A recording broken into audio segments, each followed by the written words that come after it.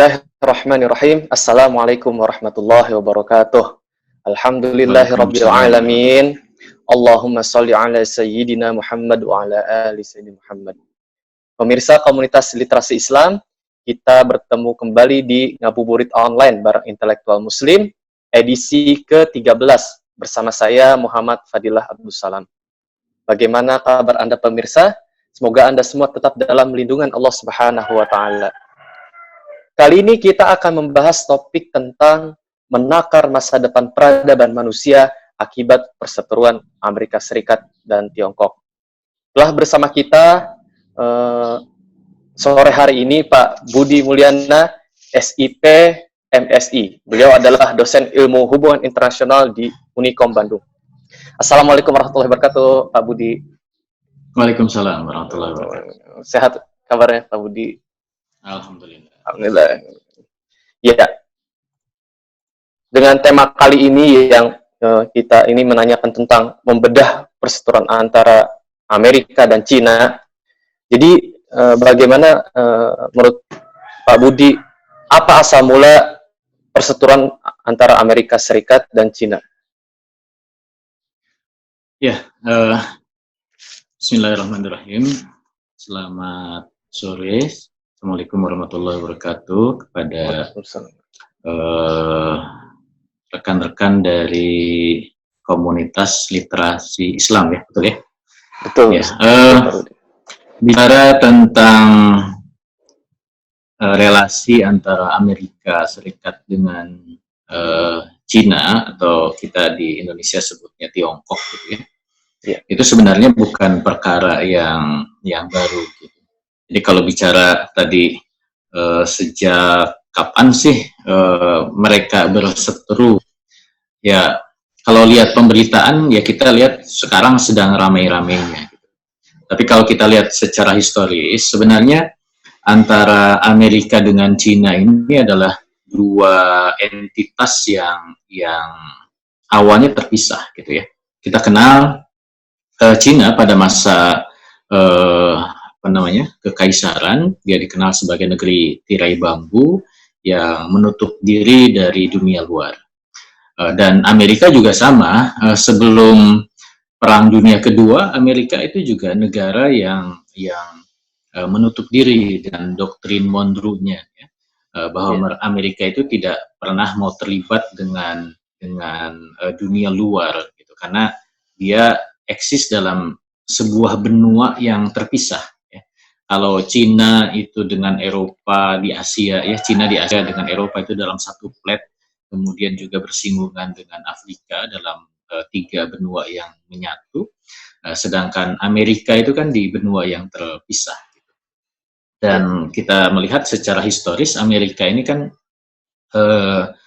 negeri pelarian, gitu ya, dari Eropa, yang ketika terjadi semacam pergolakan politik di Eropa pada masa Renaissance, kemudian terjadilah migrasi besaran, dan ternyata itu kan dunia baru, dan di situ muncullah gelombang imigrasi dari bangsa Eropa dan yang mendiami benua Amerika. Kemudian mereka sejak dari awal itu tidak pernah mau terlibat dalam konteks kancah global, gitu. Jadi dua-duanya ini dua entitas yang terpisah.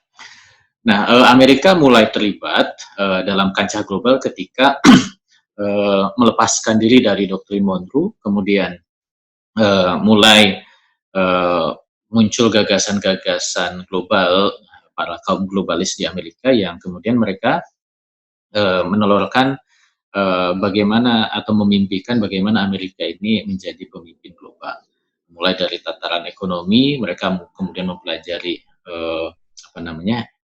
ekonomi global seperti apa, dan muncullah tata ekonomi dunia dengan Bretton Woods Treaty-nya, dan akhirnya kemudian menjadikan dolar itu sebagai standar mata uang dunia, kan gitu. Secara politik kemudian Amerika mulai terlibat pasca terjadinya depresi besar atau Malaise di masa antarbelum atau masa antara dua perang, ya, Perang Dunia I, kemudian Perang Dunia Kedua. Dan dari situ kemudian muncullah keinginan Amerika untuk berkiprah secara global dengan terlibat dalam Perang Dunia kedua, dan Amerika kemudian berhasil mengambil alih kepemimpinan global dari Inggris dan Prancis gitu ya. Saat itu bersama-sama dengan Uni Soviet akhirnya menjadi dua kekuatan global yang saling bersaing, yang akhirnya kemudian terjadilah perang dingin atau Cold War gitu. Nah, di sisi lain Cina mereka masih terkungkung dengan negeri tirai bambunya, dengan sistem kekaisarannya. Sampai kemudian gagasan-gagasan nasionalisme Cina muncul, ya, gagasan dari Sun Yat-sen, kemudian didukung oleh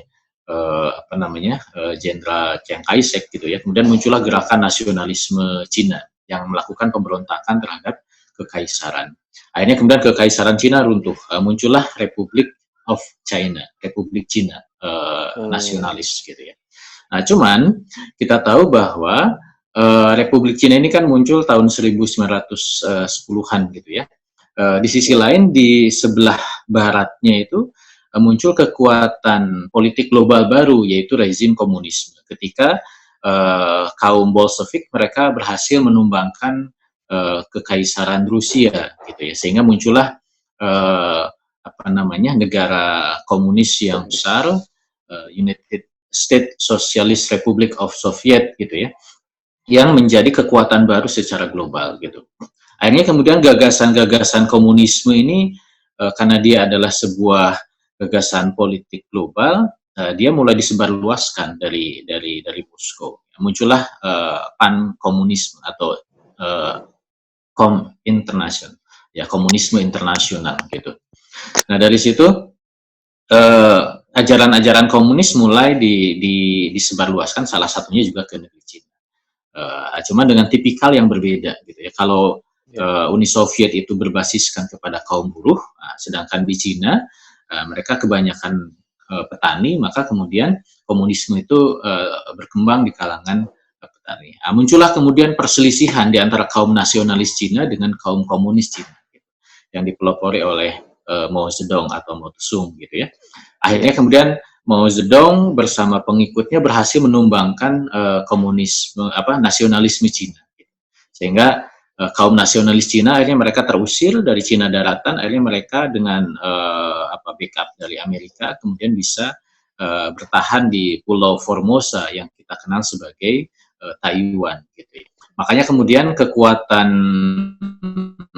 atau Cina daratan itu kemudian dikuasai oleh kaum komunis.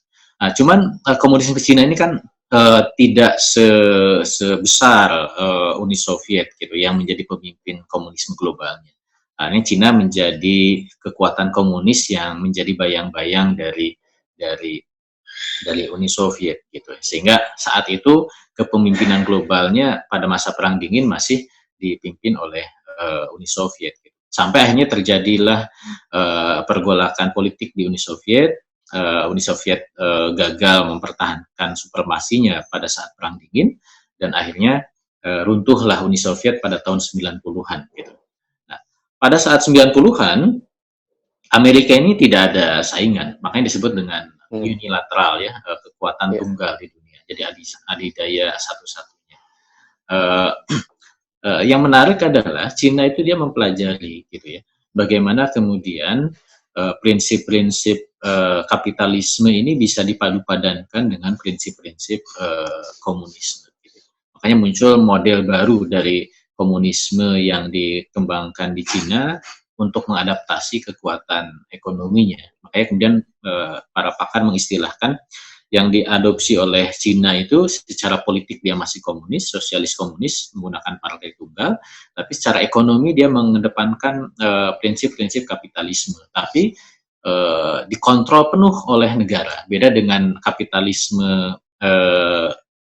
murninya gitu ya, yang memang mengedepankan kepada kekuatan privat, kekuatan di sektor-sektor individu. Gitu.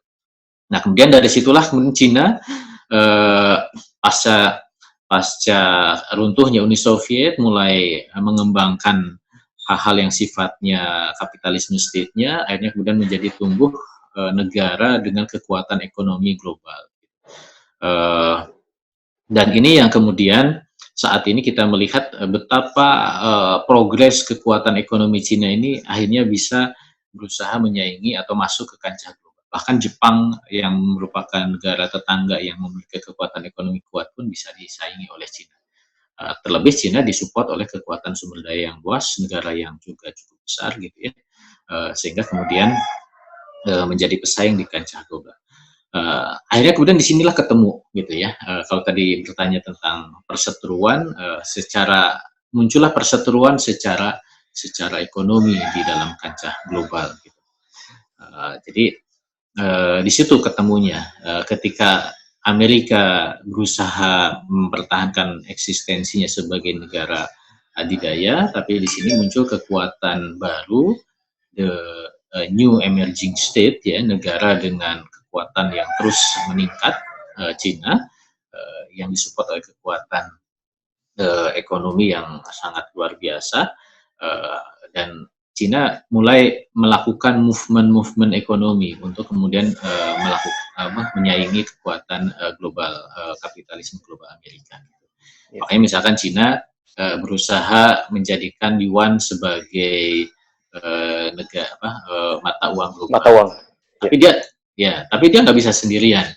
Dia kemudian mencoba bersama-sama dengan negara-negara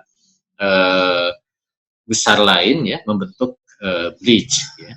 Ada Brazil, Rusia, India gitu ya, kemudian China bridge ya, dengan South Africa gitu.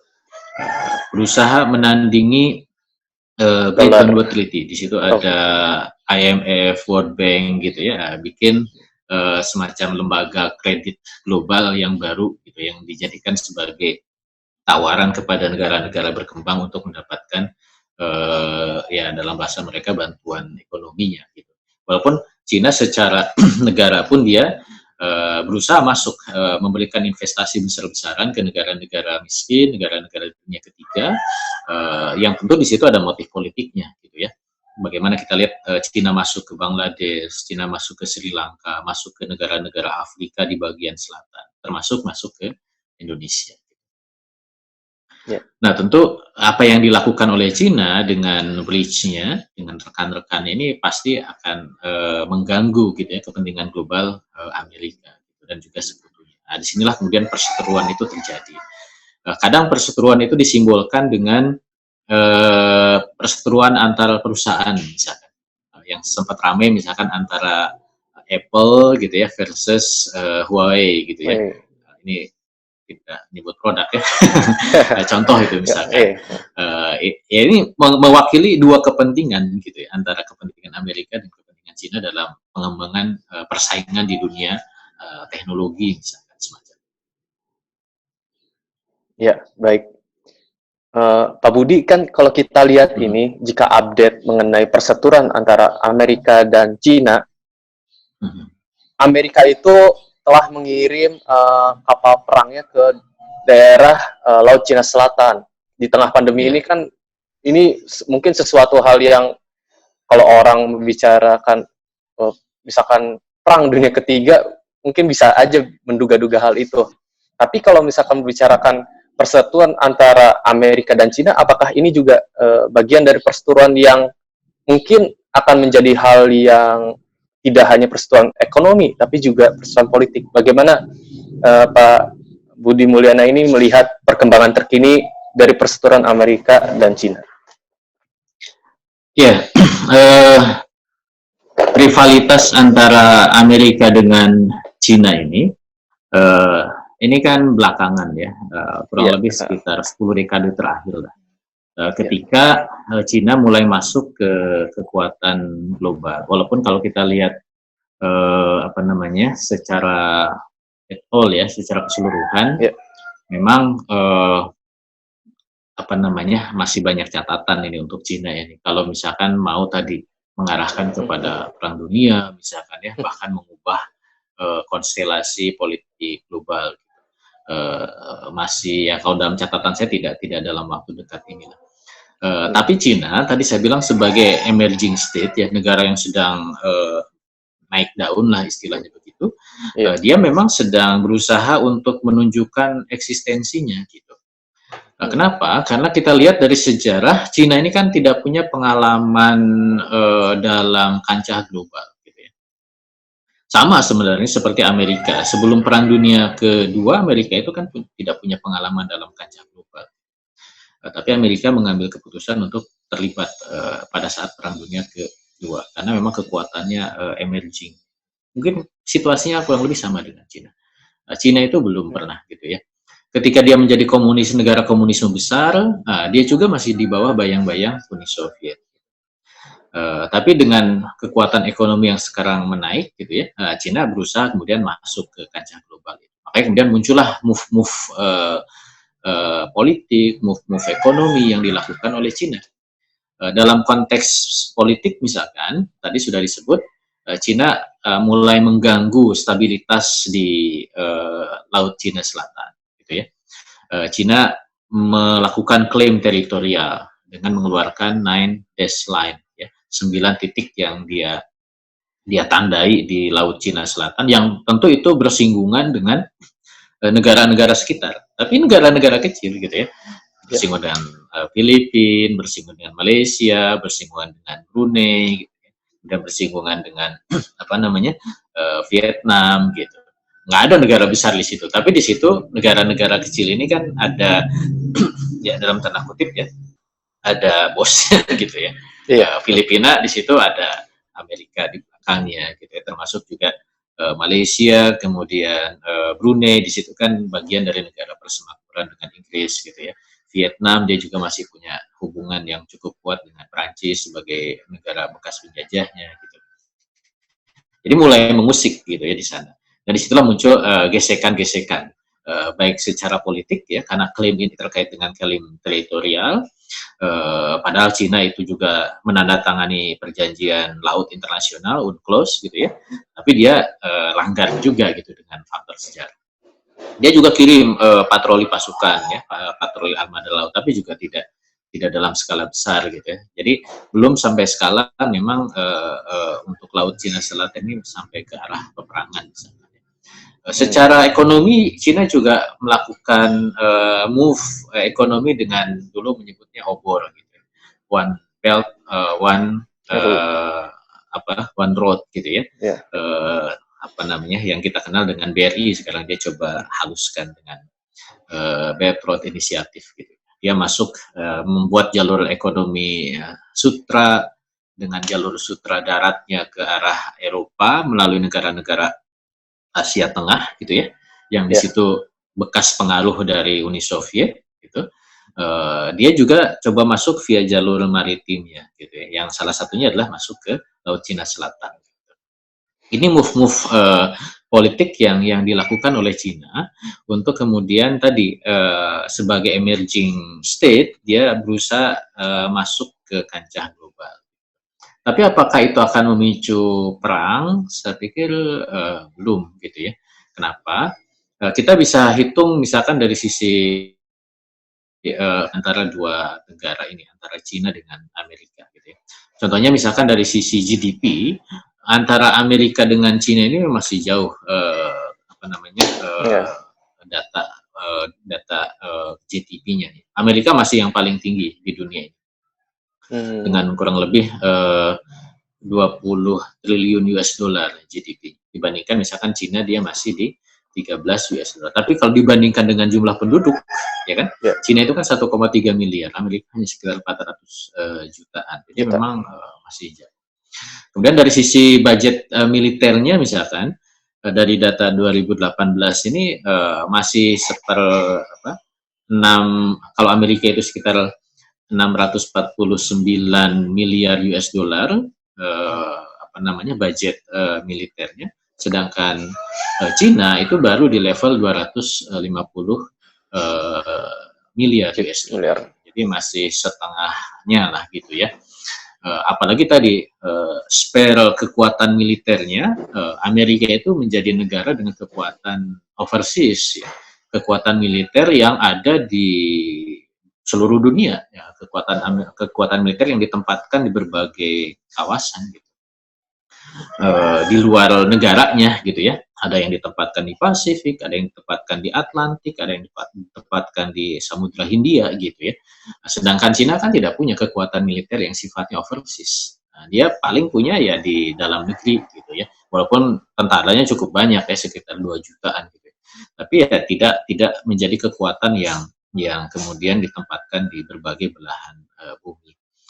Jadi dari hal seperti ini saya melihat memang ya musik-musik sih ada gitu, tapi belum sampai Ya, ke memicu terjadinya peperangan.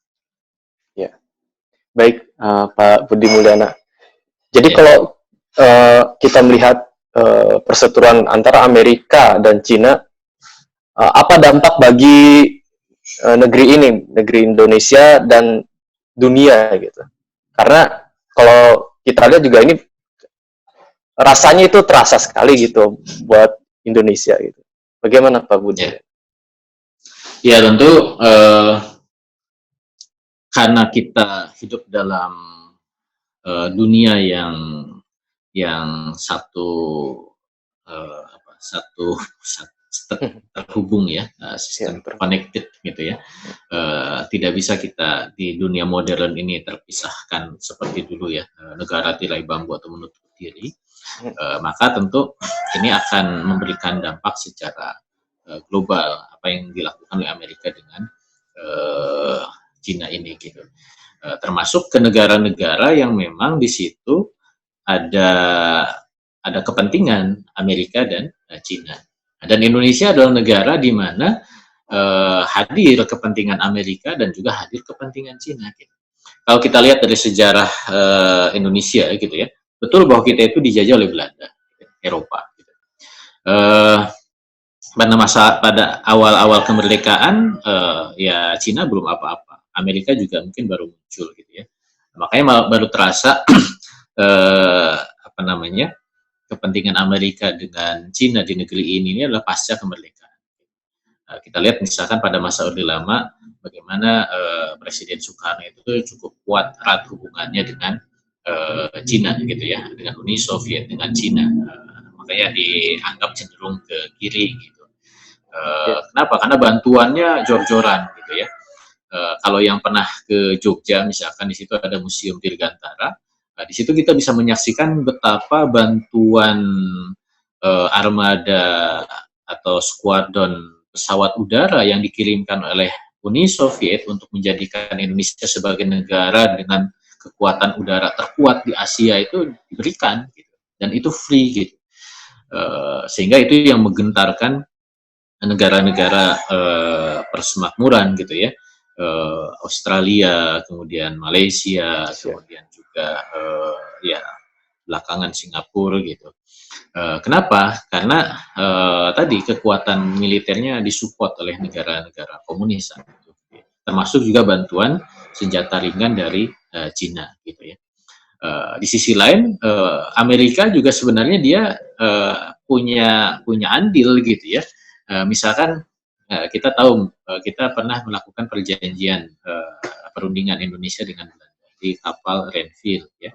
Nah, kapal Renville itu punya Amerika gitu ya. Nah, dia mencoba memfasilitasi perseteruan atau pergeseran Indonesia dengan Belanda itu dengan coba masuk ke kepentingan. Termasuk juga ketika pembebasan Irian Barat ya, yang sekarang jadi Papua gitu ya. Itu juga terlihat betapa support dari Amerika itu sangat kuat gitu ya. Makanya di situ difasilitasi dengan perjanjian New York gitu ya. Yang akhirnya melalui perjanjian New York pasca TPRA Amerika mensupport bahwa Papua ini masuk ke Indonesia gitu. Walaupun ada kompensasinya gitu ya. Salah satu kompensasi yang sangat kentara itu adalah menjadikan Freeport untuk mengeksplorasi gunung emas yang ada di sana dan itu free gitu ya. Ya bisa dianggap free gitu. Semuanya buat Amerika itu 3 gunung emas di sana gitu. Sampai sekarang belum selesai itu dieksplorasi. Nah, itu kepentingan Amerika. Kepentingan Cina juga ada. Makanya ketika kepentingan Amerika diganggu pasca kemudian Irian Barat masuk Indonesia, komunisme justru malah berkembang, muncul kan move-move politik yang dilakukan oleh Amerika terhadap rezim Orde Lama gitu ya. bagaimana terjadinya Pereri Permesta, kemudian juga bagaimana ada Alan Pope yang bisa berusaha untuk masuk gitu ya, membantu pemberontakan di RMS dan seterusnya gitu ya.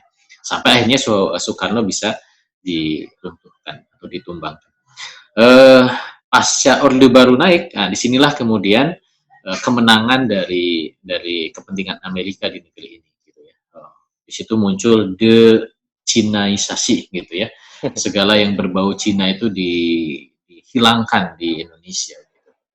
Dan disitulah kemudian kekuatan kapitalisme Amerika itu semakin mencengkram, terutama dalam konteks kekuatan ekonominya, dan ya terjadilah dominasi kekuatan ekonomi kapitalis Amerika di negeri ini. Nah, pasca reformasi, nah ini kemudian muncul kesempatan untuk Cina masuk lagi kan gitu, dengan dihapuskannya stigma negatif terhadap Cina, kemudian muncullah investasi yang perlahan tapi pasti dilakukan oleh Cina. Makanya kemudian terjadilah persaingan lagi kan antara Amerika dengan Cina terhadap penguasaan sumber daya di negeri ini. Walaupun memang tidak hanya dua ini, ada negara-negara lain, tapi rivalitas di negeri ini juga terasa. Bagaimana kekuatan Amerika dengan Cina ini untuk saling mendapatkan pengaruh ya untuk menjaga kepentingannya di negeri ini. Jadi memang sangat berdampak. Makanya kalau misalkan terjadi rivalitas secara global antara Amerika dengan Cina, misalkan tadi di Laut Cina Selatan, nah kita bisa lihat gitu ya, sikap Indonesia itu seperti apa. Gitu. Indonesia kan selalu berusaha untuk wait and see gitu ya, untuk melihat keadaan gitu. Karena ya di dalam negeri pun ada rivalitas gitu ya, melalui ya perpanjangan tangannya. Karena Amerika punya perpanjangan tangannya, Cina punya perpanjangan tangannya. Ini mereka juga saling bersaing di tubuh pemerintahan negeri ini. Gitu. Iya, baik Pak Budi. Tapi kalau kita melihat perseteruan Amerika dan Cina, tapi sebenarnya juga mereka juga ada bentuk kerjasama gitu. Jadi kenapa di sisi lain mereka berseteru, tapi di sisi lain mereka bekerja sama gitu. Termasuk mungkin di bidang ekonomi itu kenapa bisa terjadi gitu ya? Di satu sisi mereka berseteru, tapi di sisi ekonomi mungkin ada deal-dealan gitu, ada kerjasama. Ya, karena sekarang ini politik kan sifatnya fluid ya, cair gitu. Nggak ada mungkin sudah tidak zamannya lagi atau sudah tidak modelnya lagi lah, nggak disebut zamannya. Tidak modelnya lagi politik itu saling menutup diri antara satu negara dengan negara lain. Apalagi sekarang aktor politik internasional itu kan tidak lagi didominasi oleh negara, gitu ya. Tidak P2P antara pemerintahan dengan pemerintah atau antara state dengan state ya. Tapi bisa juga di situ melibatkan aktor non negara, gitu. Yang kadang melalui aktor non negara ini dititipkan kepentingan negara itu. Gitu. Negaranya berkelahi, tapi mungkin ada perusahaan-perusahaan yang saling bekerja sama gitu sebagai jalan lain ya. Makanya sekarang dikenal dalam dunia diplomasi itu ada multi-track diplomasi. Diplomasi dengan ada mungkin 8 jalan gitu, individu, perusahaan, mungkin ada LSM macam-macam gitu. Nah, sehingga tidak lagi model itu menutup diri antar negara gitu. Jadi makanya bisa jadi statement kepala negara ya, antara Xi Jinping misalkan dengan Trump dia kelihatan bantah-bantahan, tapi di sisi lain kementerian ini dan kementerian ini malah kerjasama gitu ya, atau perusahaan ini dan perusahaan ini malah membuka keran kerjasama perdagangan misalkan gitu. Karena memang tidak bisa lagi menutup diri semacam itu. Tapi dalam melakukan analisis secara keseluruhan ya tentu nanti kita bisa melihat akumulasinya sikap suatu negara terhadap negara lain. Kalau sudah sampai titik sengketa secara frontal, ya pasti ya semuanya akan berpihak kepada negaranya masing-masing gitu. Keran-keran tadi itu akan ditutup kecuali keran yang sifatnya intelijen gitu ya. Baru itu yang kemudian misi-misi yang masih bisa dibuka. Gitu. Iya, baik Pak Budi Mulyana. Kalau kita melihat Amerika sebagai negara adidaya, tapi kita juga melihat bahwa Amerika itu mungkin lagi terombang-ambing gitu ya. Dilihat dari di tahun 2008 mereka mengalami krisis keuangan global gitu ya. Dan itu berdampak kepada keuangan dunia juga gitu. Nah, di tengah pandemi COVID-19 juga kita melihat ini hampir semua negara juga mengalami goncangan ekonomi maupun politik gitu. Nah, kalau kita lihat apakah ini sebagai tanda kehancuran Amerika sebagai negara jaya atau bagaimana gitu?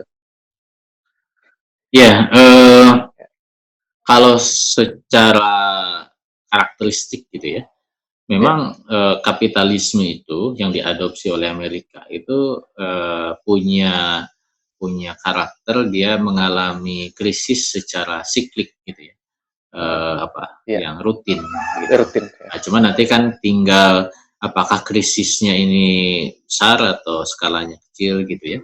Nah itu ya sebagai cacat bawaan lah dari sistem kapitalisme. Karena memang mereka tumbuh dari prinsip ekonomi yang sifatnya apa istilahnya itu ya, kosong Liquid, gitu ya. Jadi kosong. iya, artinya dia kropos gitu secara prinsip ekonominya gitu. Sehingga tadi memunculkan krisis. Tinggal nanti ketika krisis terjadi, apakah ini sifatnya tunggal gitu ya, kayak tahun 2008 itu mungkin hanya menyentuh di bidang properti, kemudian karena propertinya apa namanya istilahnya itu terkait dengan keuangan, kredit. Tapi ya kredit itu hanya dalam konteks itu, tapi tidak masuk ke krisis lain gitu. Nah, beda kalau misalkan seperti sekarang. Sekarang ini kan sebenarnya tidak ada krisis ekonomi secara masif, gitu ya, tapi muncul wabah. Nah, wabah ini pasti akan memberikan dampak terhadap sektor ekonomi karena produksi kan tidak berjalan, kemudian distribusi nggak jalan, akhirnya ekonomi berhenti dulu gitu. Nah, cuman nanti berhentinya berapa lama kan gitu. Kalau krisisnya ini lama, berhentinya lama, produksinya nggak jalan lama, nah ini pasti akan menyentuh ke krisis ekonomi gitu. Nah, sehingga nanti untuk menilai apakah sebuah krisis ini atau sebuah wabah ini akan menjadi penyebab keruntuhan suatu negara, misalkan contohnya Amerika, ya tinggal nanti kekuatan bertahannya Amerika itu seberapa kuat. Gitu. Makanya yang sekarang sedang banyak dibahas itu adalah tentang capability of state, ya, tentang kemampuan negara untuk bertahan terhadap krisis. Gitu. Nah, nanti kan banyak faktor tuh. Kekuatan itu misalkan dari kemampuan cadangannya. Amerika dari sisi cadangan sumber daya ekonominya dia masih kuat. Gitu. Artinya kalau misalnya dia harus subsidi orang karena memang dia harus lockdown, nah dia masih mampu itu. Mungkin berapa setahun, 2 tahun gitu ya. Dia sudah mandiri dari sisi ketahanan pangannya. Dia bisa produksi pangan sendiri, dia bisa butuh itu sendiri, tidak harus bergantung kepada yang lain misalnya. Dan juga ini tidak menyentuh ke apa terjadinya chaos. Dia dengan kekuatan militer yang dia miliki, kekuatan garda nasional yang kuat, dia bisa mencegah terjadinya kerusuhan apa namanya di dalam negerinya. Gitu. Ini kapabilitas negaranya mapan, gitu ya. Sehingga untuk bisa bertahan dari kehancuran akibat krisis ini, ya mungkin Amerika masih bisa. Beda mungkin dengan negara yang memang kapabilitas negaranya rendah. Bisa menimbulkan chaos, tidak tersedia pangan, akhirnya terjadilah kegoncangan ekonomi, nanti kegoncangan politik, ya bisa jadi negara itu akan runtuh. Gitu. Jadi apa namanya? Kalau saya melihat dari apa yang dimiliki oleh Amerika, ini bukan saya pro Amerika ya, cuman kan dari sisi apa yang dia miliki itu masih ya cukup kokoh lah gitu ya untuk eksis menghadapi krisis ini. Kecuali tadi mungkin ada belly case ya, ada kasus pemicu yang lain gitu. Misalkan sekarang kan lagi rame nih, ada statement dari Jenderal Amerika yang dia Ini bisa perang nuklir nih gitu ya, siap dia Oh, untuk perang nuklir. Ada juga nih apa dari Rusia kan, oh, kami juga punya nuklir, saya juga bisa membalas gitu. Nanti ini kan hal-hal yang kan sepele, tapi itu iya. menjadi belly case. Dan ini sering terjadi di dalam Hmm. dalam dunia politik ya. Ada konflik-konflik internasional yang masalahnya itu sepele gitu. Contoh kasus apa namanya munculnya Perang Dunia Satu kan salah satu picunya itu ada pembunuhan Pangeran Ferdinand gara-gara salah jalan gitu ya, salah jalan, salah duga, hanya terbunuh, hanya marah dan terjadilah perang gitu. Belly case-nya di luar dari aspek sistemiknya gitu ya, tapi ada kasus pemicu gitu. Nah ini juga nggak tahu nih apakah memang ini sekedar krisis dipahami secara rasional, semua negara bisa menahan diri, semua negara bisa saling bekerja sama, istilahnya begitu, sehingga kemudian tidak terjadi belly case yang memicu kepada konflik yang skalanya internasional. Tapi kalau itu terjadi, gitu ya, ya sekokoh-kokohnya negara, ya, apalagi kekuatan nuklir yang dia miliki itu kan kekuatan yang sifatnya apa namanya bisa berbalik gitu ya. Dia bisa menghancurkan Iya. negara lain, Iya. tapi dia juga bisa menghancurkan negaranya Kan, sendiri iya. gitu. Ya karena potensi senjatanya mass destruction ya, dia bisa merusak secara massa gitu. Mungkin kalau dilemparkan ke negara lain ya bisa, tapi kalau dia misalkan keburu terhancurkan di negaranya kan dia sendiri yang hancurkan gitu. Nah, mungkin juga Ya. bisa terjadi seperti itu. Gitu. Amerika runtuh gara-gara senjata yang dia miliki sendiri, gitu. Bisa saja. Gitu. Ya walau alam. Iya. Baik, Pak Budi Mulyana. Tadi kan di pertanyaan sebelumnya juga Pak Budi mengatakan bahwa Cina tuh membuat proyek, mega proyek itu ya, mega proyek obor juga telah berganti nama menjadi BRI gitu tadi ya, BRI. Yeah. Bagaimana respon Amerika terhadap proyek BRI yang dibuat oleh Cina ini? Ya tentu Amerika nggak suka ya, karena ini kan mengganggu kepentingan Amerika.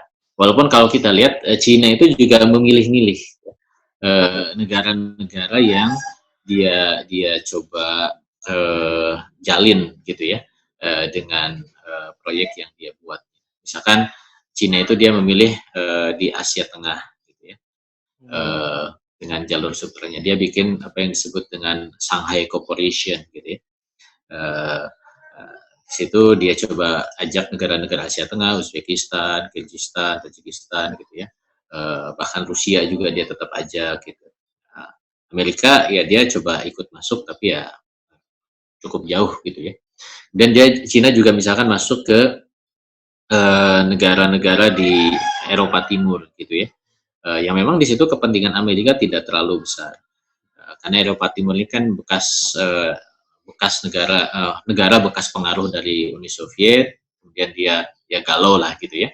Dia mungkin mulai diajak masuk ke Uni Eropa, tapi mungkin karena dia masih negara yang tingkat stabilitasnya masih rendah, dia coba didorong oleh China. China juga masuk ke Afrika tadi ya, saya bilang. China itu dia bikin proyek infrastruktur yang cukup banyak itu di Afrika ya.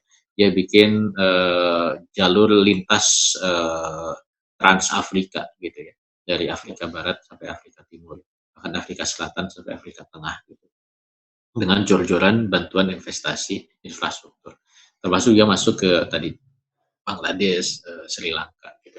Selama negara itu rendah tingkat kepentingannya dengan Amerika, mungkin Amerika wait and see, lihat aja gitu ya gimana. Tapi ketika masuk ke negara yang memang di situ kepentingan Amerikanya besar, kayak Indonesia misalkan, ya tentu Amerika akan bereaksi gitu ya. Makanya kemudian tingkat pergolakan politiknya akan berbeda di satu negara yang di situ ada pengaruh Amerika yang cukup kuat dengan negara yang memang pengaruh Amerikanya tidak begitu kuat gitu. Yang jelas apa namanya perseteruan itu ada, termasuk tadi misalkan saya sebutkan Cina bikin bridge kan dengan negara-negara temannya, berusaha menandingi sistem Bretton Woods sistem gitu ya. lembaga keuangan global yang diinisiasi oleh Amerika dan sekutu-sekutunya. Tapi ya tetap masalahnya kan kembali ke sumber daya atau kapabilitas negaranya. Mereka mampu support nggak gitu terhadap lembaga-lembaga bikin. Ini kan semuanya butuh dana, butuh effort yang cukup besar gitu. Cina memang negara yang mulai maju gitu ya, tapi dia masih emerging. Tadi saya sudah sebutkan kekuatan ekonominya juga belum semapan Amerika gitu ya. Kekuatan militernya juga belum semapan Amerika gitu ya. Dia kelihatan hebat, canggih ya kalau kita lihat gedung-gedungnya, mobil-mobil macam-macam. Tapi mereka itu kan baru ya mereka belajar dari niru bikin KW-nya kemudian coba dimodif diperbagus gitu ya. Masih trial and error gitu ya. Betul ada produk-produk yang mulai bisa menyaingi gitu ya. Tapi di sisi lain juga kalau misalkan itu diadu dengan produk yang sudah punya pengalaman yang cukup lama, ya itu nanti tingkat level pengujiannya. Contoh aja yang paling mudah di level persaingan senjata gitu ya. Sampai sekarang kan orang masih ragu gitu pakai produk senjata Cina. Mungkin kalau produk industri gitu ya bolehlah coba dulu nih produk-produk Cina hasil bertahan lama enggak gitu ya, produk elektronik. Tapi ketika masuk ke produk militer itu kan produk yang harus dengan pengujian yang tingkat akurasinya, tingkat ya macam-macamnya itu lebih karena masalah nyawa kan, masalah hidup mati gitu. Latihannya aja udah nyawa gitu ya, apalagi perang benerannya gitu. Sampai sekarang produk militer Cina itu kan tidak menjadi produk yang dirujuk gitu ya oleh negara-negara lain gitu. Kalau mau beli senjata-senjata gitu, itu masih ke produsen-produsen lama itu, ke Amerika, ke Inggris gitu ya, ke Jerman gitu ya, ke Perancis gitu. Jadi belum gitu. Artinya dari hal itu kita bisa melihat bahwa memang betul mengganggu, tapi ya tadi belum sampai level yang se-level ya. Persaingan Cina Amerika itu belum vis-a-vis ya, belum saling berhadapan dengan selevel. Kalau saya melihatnya begitu. Cina dia masih emerging, dari kekuatan regional masuk ke kekuatan global. Amerika dia kekuatan existingnya gitu. Cina butuh pengalaman, makanya dia tadi coba masuk ke konflik ini, coba masuk ke kerjasama ini gitu. Dia butuh banyak pengalaman. Karena Cina itu belum pernah teruji dalam konteks global ya. Belum pernah terlibat dalam perang dunia. Bahkan dalam perang skala lokal pun perang yang pernah dilakukan oleh Cina kan nggak ada. Gitu. Cina pernah konflik perang dengan siapa? Dengan Jepang, kalah kan itu. Manchuria itu kan dikalahkan oleh Jepang. Ketika terjadi perang di Vietnam itu Amerika Uni Soviet, masih Uni Soviet. Cinanya ya tidak terlalu. Jadi belum ada peperangan yang diikuti oleh Cina dalam konteks secara global. Jadi ujiannya itu di situ gitu. Mungkin orang melihatnya ini secara ekonomi kuat, macam-macam kuat, negaranya besar lah. Tapi ya coba diajak perang mau nggak gitu? Siap nggak gitu? Ya Cina belum ada pengujiannya. Dia berusaha untuk tadi ngetes dulu gitu. Karena kan kalau tidak dites dulu ya mungkin dia bisa langsung hancur. Iya.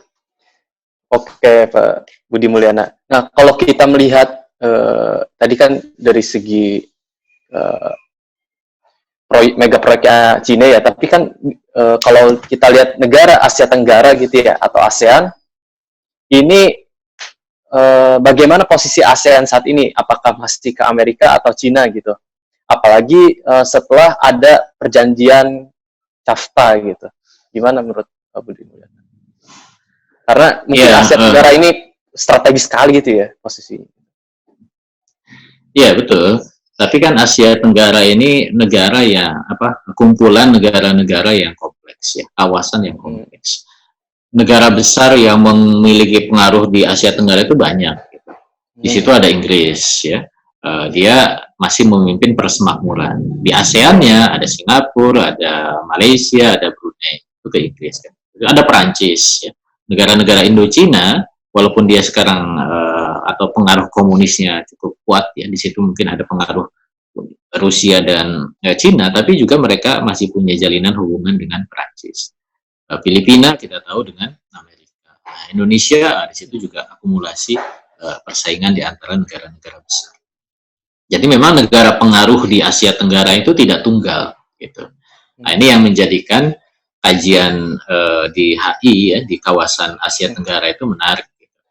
Bahwa misalkan tadi disebutkan ada perjanjian China and ASEAN Free Trade Area CAFTA, gitu ya. Yaitu hanya dalam konteks ya ekonomi memanfaatkan rezim Free Trade Area gitu ya. Yang kemudian di situ ada kepentingan Cina, ada kepentingan ASEAN yang coba saling menguatkan dalam konteks hubungan ekonomi, hubungan dagang. Tapi kan itu kerangka interaksinya. Tapi kalau kita tahu free trade area itu kan ide dasarnya dari kapitalisme global gitu. Di situ masih ada pengaruh dari WTO kan gitu ya. WTO siapa yang mengendalikan? Masih Amerika gitu kan. Jadi bisa jadi ya udah biarin aja bikin CAFTA, wong pengendalinya dari WTO masih kami yang mengendalikan. Ibaratnya begitulah, Amerika masih mengendalikan ya, yang bermain ya rivalnya kan, ya nggak ada masalah. Mereka main di permainan kita, istilahnya kan begitu. Ini juga harus kita lihat. Jadi tidak hanya sekedar pola interaksinya, ya kayak tadi CAFTA itu kan pola interaksinya saja antara ASEAN dengan Cina. Tapi apa yang menjadi dasar dari pola-pola interaksi itu? Ya, kalau dasarnya masih kapitalisme global, ya itu masih merujuk ke ke kerangka globalnya Amerika. Walaupun yang bermain Cina. Makanya Cina ini kan juga dia masih bergantung kepada dolar gitu. Cadangan dolarnya dia masih ngumpulin dolar gitu ya. Walaupun pakai mata uang, karena mata uangnya juga masih belum digunakan oleh negara-negara yang lain gitu. Makanya secara ekonomi masih kokoh gitu ya. Amerika ini. Iya. Kita tadi kan bicarakan ASEAN, kita balik lagi ke Indonesia nih. Betulkah Indonesia sekarang ini di rezim saat ini sudah mulai merapat ke Cina dari segi politik, ataukah pengaruh Amerika masih kuat-kuat aja gitu? Gimana menurut Pak? Ya, ya tadi saya sudah singgung bahwa memang masing-masing tentu ada perpanjangan tangannya ya. Asal ini ada agennya gitu, ada anteknya itu ya selalu lah ada ya. Setiap negara besar dia pasti menempatkan orang untuk menjaga kepentingannya, baik secara langsung ataupun secara tidak langsung, itu selalu gitu ya. Dan ini nanti akan diakumulasikan dalam dalam pengambilan keputusan-keputusan politik gitu ya, baik melalui partai politik atau nanti mungkin masuk ke pemerintahan atau mungkin nanti di parlemen gitu. Itu nanti akan kelihatan dia condong ke kepentingan siapa. Ada kepentingan Cina, ada kepentingan Amerika, atau mungkin ada kepentingan mereka sendiri gitu. Kalau dilihat dari akumulasi, apakah sudah semakin condong ke Cina? Saya melihatnya sih ada indikasi ke sana ya. Keberpihakan dari statement-statement politik, misalkan dari para menteri, ya beberapa menteri gitu ya, itu memang kelihatan kok membela Cina gitu ya, berarti kan mungkin ada kepentingan di sana gitu. Tapi kan itu tidak semua gitu ya, karena ada juga yang masih membawa kepentingan Amerika gitu ya. Artinya tadi saya bilang bahwa Indonesia ini tidak tunggal, Indonesia itu tidak tunggal. Nah, tinggal nanti akumulasinya kalau kita bikin matriks gitulah, dari sekian kementerian, kemudian nanti dilihat dari pola interaksinya dengan negara asing, ini mana gitu ya, ini ke Amerika, ini ke Cina, ini ke Inggris, ini ke Prancis, ini ke Amerika, nanti dibikin matriks kalau mau dianalisis ya. Oh ternyata yang paling banyak gitu ya, core-nya itu ke Cina, gitu. Walaupun tadi kepentingan-kepentingan lain masih ada. Gitu. Saya sih melihat ada ya, merapat ke Cina-nya itu ada, tapi Indonesia kan sedari awal patsun politiknya itu dia tidak, kalau kata orang Sunda itu tidak togmol gitu ya, tidak terbuka gitu. Patsunnya itu ya tadi wait and see, berusaha kelihatan wise, baik gitu ya, supaya tidak menimbulkan gejolak. Gitu. Itu memang fatsunnya begitu. Gitu. Makanya kemudian tidak kelihatan secara eksplisit. Tapi implied ya secara tersembunyi itu bisa bisa kita analisis gitu. Iya. Iya. Baik, Pak Budi Mulyana. Mungkin sekarang kita masuk ke pengaruh pengaruh Amerika dan Cina terhadap konflik yang terjadi di negeri-negeri Muslim gitu ya. Yang saat ini banyak sekali konflik yang mungkin bisa aja kalau kita lihat ini ada keterlibatan Amerika atau Cina gitu. Misalkan ada konflik Suriah, ada konflik di Xinjiang, ada di Rohingya, maupun ada di Palestina gitu. Bagaimana Pak Budi Mulyana mengamati hal ini nih? Cina mungkin tidak terlalu terlibat banyak. Kalau saya lihat paling di mana, di Suriah. Kalau Palestina ya Rohingya karena dia di Asia Tenggara ya, karena Myanmar kan menjadi salah satu negara di bawah pengaruh Cina. Gitu. Kalau Xinjiang pasti karena itu kan di negaranya. Gitu. Tapi kayak di Palestina, kalau di luar kawasan, ya, termasuk di luar Asia, Cina itu tidak banyak terlibat. Gitu. Kecuali memang di situ ada kepentingan. Seperti misalkan di Afrika misalkan ya, nah Cina itu banyak juga terlibat tuh dalam konflik. Misalkan dalam Sudan dengan Sudan Selatan yang akhirnya memunculkan negara baru Sudan Selatan. Nah, Cina itu dia bermain, karena di situ ada kepentingan ekonomi kan gitu. Tapi Palestina kan Cina ya apa waktu gitu ya, nggak ada urusan gitu, ngapain juga gitu. Iya, karena nggak ada apa-apa di sana, dia nggak ikut bermain. Tapi ketika bicara Suriah, Cina dia ada kepentingan di situ. Karena tadi masuk ke daerah yang dilewati oleh obornya atau BRI-nya di jalur sutranya gitu ya. Makanya kemudian Cina masuk ke negara-negara di sekitar Laut Hitam ya, Black Sea, di situ kan dekat juga dengan Suriah, dengan Turki gitu ya. Nah, dia punya kepentingan di sana gitu. Jadi faktornya itu tadi, ada nggak kepentingan Cinanya gitu. Kalau ada, dia pasti terlibat. Jadi bukan dilihat dari ini adalah agama gitu ya, Islam. Dia memusuhi Islam secara terang-terangan. Itu belum ada indikasi. Kecuali tadi case yang ada di dalam negeri. Ya, mereka sebutnya dalam negeri ya, Xinjiang atau Turkestan Timur gitu ya. Ini kan kasihan ya, Turkestan Timur itu kan pasca runtuhnya kekhilafan Turki Utsmani ini kan kawasan kosong gitu ya, muncul kerajaan-kerajaan yang tidak kuat. Akhirnya kemudian di situ Uni Soviet mengambil kesempatan untuk melakukan aneksasi besar-besaran kan ke negara Asia Tengah, yang akhirnya semua kawasan Asia Tengah itu kan dijajah oleh Uni Soviet, yang pasca Uni Soviet runtuh kemudian runtuh. Sebagian kecil Turkestan Timurnya itu kan barat ya, yang oleh Uni Soviet, Asia Tengah itu Turkestan Barat, Turkestan Timurnya itu oleh Cina gitu. Cuman sampai sekarang ya dengan otoritarianisme komunisme Cina ya, mereka betul-betul bisa mencengkram gitu ya, sehingga kemudian penindasan yang luar biasa yang dialami oleh Turkestan Timur ini atau Xinjiang ini betul-betul tidak bisa mereka itu melakukan perlawanan gitu.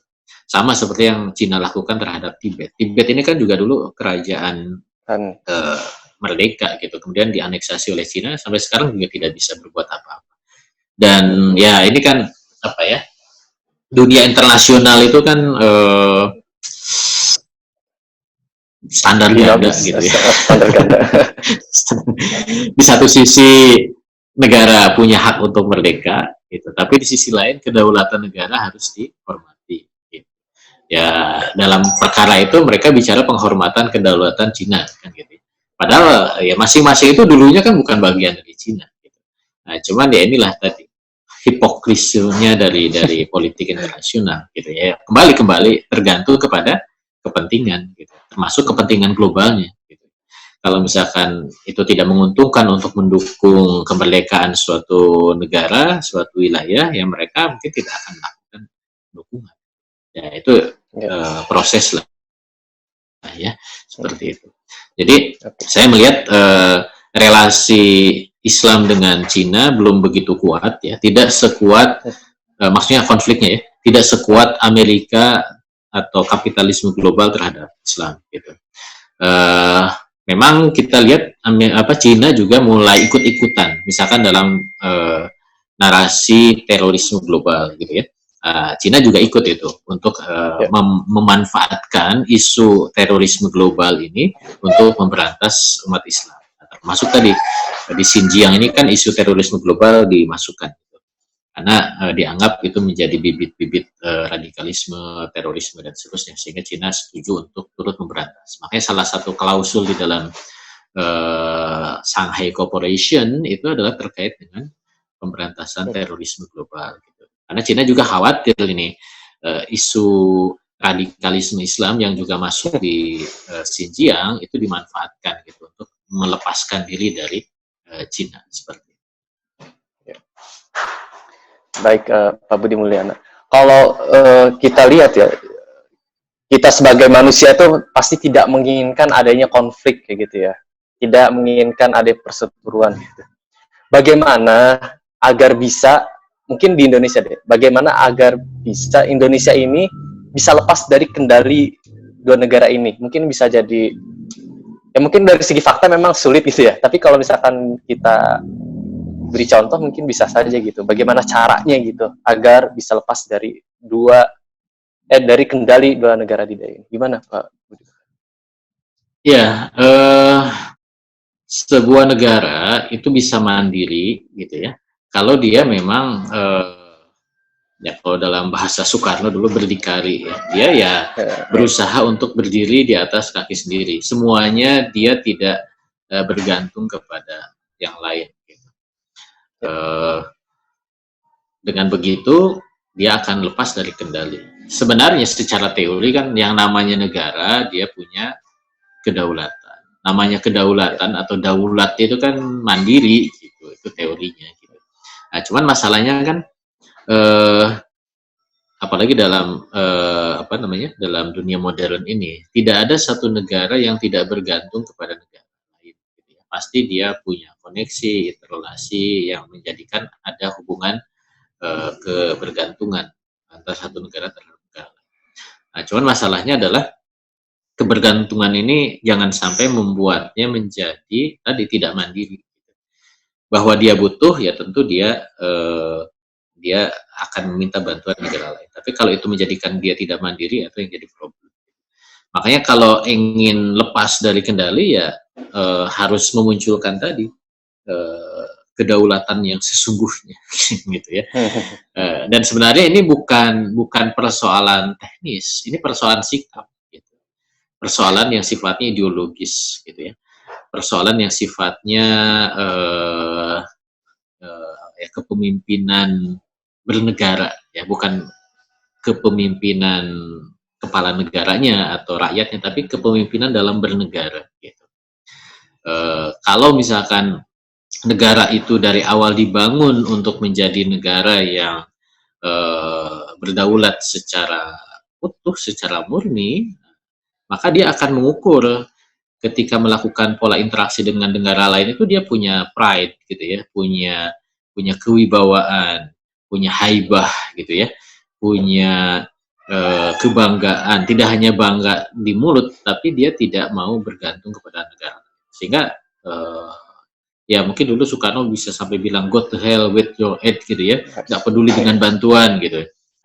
Cuman jangan sampai itu hanya sekedar retorika gitu.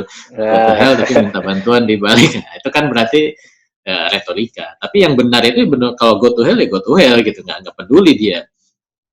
Kenapa dia go to hell? Kenapa dia nggak mau dibantu? Ya karena dia mampu untuk memenuhi kebutuhannya sendiri. Pertanyaannya adalah, mampu nggak Indonesia memenuhi kebutuhannya sendiri? Sebenarnya, kalau dilihat dari potensi sumber daya alam, gitu ya, lihat dari potensi sumber daya manusia, harusnya Indonesia itu bisa. Karena punya potensi, punya bekal, gitu. Kekayaan alam yang luar biasa, orang yang cukup banyak, kemampuan berpikir yang menurut saya juga tidak bisa diremehkan. Nah, cuman masalahnya mereka tidak punya kepemimpinan ideologis gitu ya. Jadi pride-nya itu tidak muncul gitu. Nah, ini yang jadi problem. Jadi problem itu justru lebih mendasar kalau dari konteks Indonesia. Bukan masalah gimana nih kita punya ladang minyak, oh nggak ada yang bisa ngebor. Nah, itu kan tinggal dipelajari gitu. Kalau kita terdorong untuk betul-betul ingin menguasai, ingin mengeksplorasi sendiri. Ngeruk emas di Privat itu kan, bayangkan, itu gunung tuh emas gitu, gunung emas. Jadi bukan digali, itu tinggal di isinya tuh emas, tinggal diambilin. Apa susahnya gitu? Tinggal dicongkel sudah ada emasnya gitu. Apa susahnya sehingga harus mendatangkan perusahaan dari luar, kan aneh gitu. Ini kan masalah tadi, masalah masalah ideologisnya gitu ya. Artinya ini yang memang problem di Indonesia gitu. Akhirnya muncul orang yang tidak mau berpikir, orang yang tidak mau susah, orang yang ingin mengambil keuntungan gitu dengan cara-cara yang instan. Nah, dia lebih baik berhubungan dengan negara lain, bergantung kepada negara lain karena dia dapat keuntungan dibandingkan dia produksi sendiri. Indonesia mengimpor garam. Padahal Indonesia negara dengan panjang pantai terpanjang kedua sedunia gitu. Apa susahnya bikin garam? Bikin garam itu kan air laut dibendung, dikeringkan jadi garam gitu kan. Kita negara pantai, kenapa nggak bisa bikin garam? Kenapa? Karena tadi ada orang-orang yang berpikiran instan, dia ingin ngambil keuntungan dari impor gitu. Ya berbagai hal gitu ya, masalah pangan, termasuk juga masalah persenjataan gitu ya. Di Bandung misalkan ada Pindad. Gitu. Ada Pindad. Sudah bisa tuh bikin senjata gitu ya, bikin senjata sendiri. Tapi kan tetap ada tadi ya orang-orang yang menjadi perpanjangan kepentingan negara lain gitu ya. Daripada bikin senjata sendiri, udah bikin impor dari lain atau kendaraan gitu ya. Ini juga sempat ramai kan. Mobil SMK, nasional gitu ya. Ya kenapa kok tidak pernah jadi? Karena kalah dengan para importir itu gitu. Ya kalau misalkan mobil nasional itu berkembang, mereka kan nggak hidup. Gitu. Produk-produk dari luar tuh nggak bisa masuk. Indonesia itu segala produk ada kan, mulai dari mobil Jepang, mobil Amerika, mobil murah, mobil mewah, semuanya ada di negeri ini. Yang nggak ada itu mobil sendiri gitu. Kenapa? Karena tidak didorong untuk tadi mandiri, menguasai teknologi bikin mobil, bangga untuk menggunakannya. Kalau ada salah terus diperbaiki sehingga menjadi produk yang bermutu dan unggul kan gitu. Itu yang nggak ada. Semua aspek gitu ya. Masalah politik, ekonomi, sosial, budaya semuanya gitu. Makanya untuk bisa lepas kendali tidak hanya dari Amerika atau Cina, tapi dari siapapun gitu ya. Ya kita harus kemudian tadi secara kepemimpinan berpikirnya harus muncul di kalangan ya rakyat di negeri ini gitu ya. Sehingga dia punya pride terhadap dirinya gitu, apalagi dengan potensi yang Allah berikan yang luar biasa. Ini kan tinggal bagaimana kita memanfaatkan. Oke. Ini pertanyaan terakhir dan mungkin juga nanti di akhir Pak Budi bisa kasih closing statement ya. Pertanyaan terakhir gini Pak Budi. Kita ini sebagai seorang muslim tentu harus yakin dengan janji Allah Subhanahu wa taala kayak gitu ya. Dalam hadis riwayat Ahmad, dalam fase keempat itu mungkin sekarang telah terjadi kayak gitu, fase melakukan jabriyatan gitu. Fase dipimpin oleh para pemimpin yang ya diktator gitu, bisa dikatakan begitu ya. Lalu fase selanjutnya akan kembali negeri Islam yang mengikuti manhaj kenabian gitu. Bagaimana Pak Budi Mulyana melihat hal ini dari segi ilmu Pak Budi ya, ilmu hubungan internasional gitu.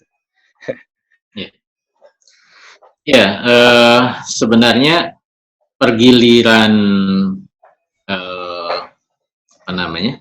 peradaban gitu ya, itu suatu hal yang fitrah gitu ya, bahwa ada kekuatan ini diganti kekuatan lain. Ya, kalau orang yang belajar HI itu ya suatu hal yang memang itulah faktanya. Gitu. Dulu sebelum Amerika sebagai unilateral, ada Uni Soviet gitu ya, ada apa namanya, ada perang dingin. Dulu nggak ada itu Amerika, adanya Inggris, Prancis, Jerman.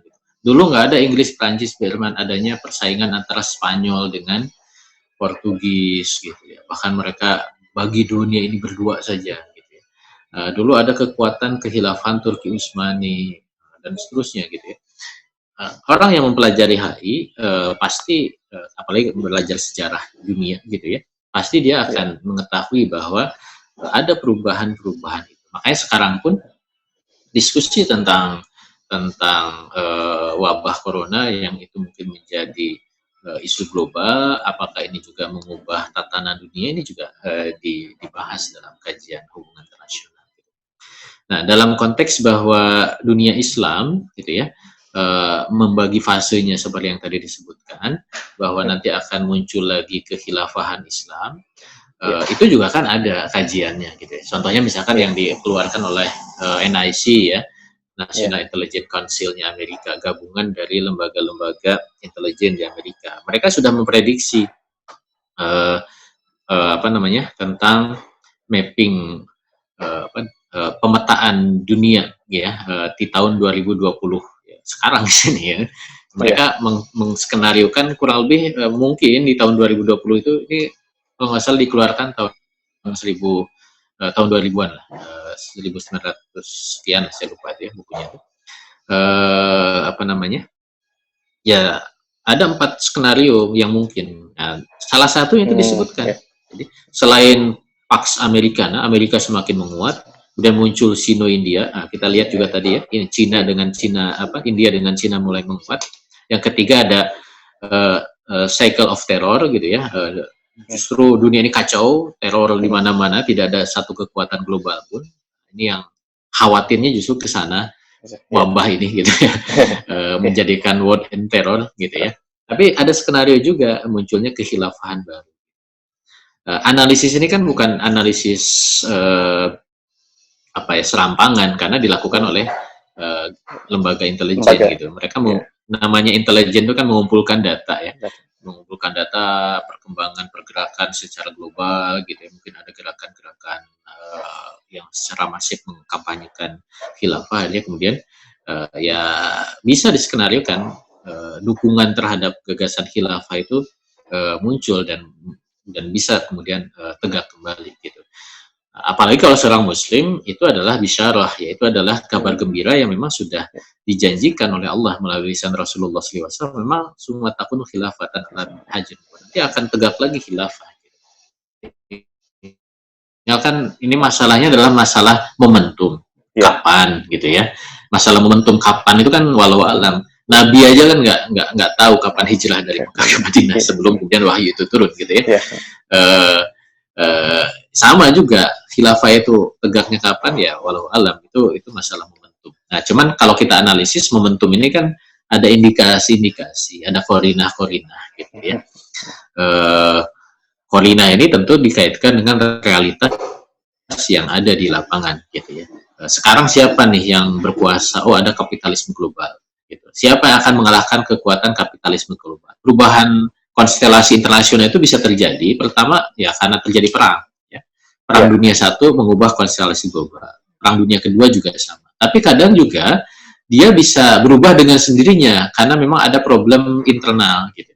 Uni Soviet itu jatuh dengan sendirinya gitu, walaupun itu ada proses politik ya, tapi tidak melalui perang juga, perangnya kan perang dingin gitu ya. Nah, sama juga kekuatan dulu apa namanya munculnya kekuatan Uni Soviet sebagai kekuatan baru itu juga kan internal dari revolusi Bolshevik di Rusia, kemudian dia menguat akhirnya memunculkan kekuatan baru Uni Soviet. Sama dengan Cina kan gitu ya, yang awalnya dia tirai bambu, kemudian dengan komunismenya dia berusaha untuk masuk ke kancah global gitu. Nah, ini juga kita bisa prediksi apakah nanti khilafah ini muncul di tengah-tengah situasi seperti ini, wabah, atau mungkin ada sebuah konflik internasional dulu, gitu ya, atau memang dia tadi seperti model munculnya dulu Rasulullah SAW di Madinah, atau munculnya Uni Soviet di Rusia gitu ya. Jadi ada di situasi perang global ada negara-negara yang memang melakukan konsolidasi secara mandiri, yang itu menimbulkan kekuatan baru. Itu memang walau alam ya, kita nggak tahu, tapi indikasi-indikasi ke arah sana ada.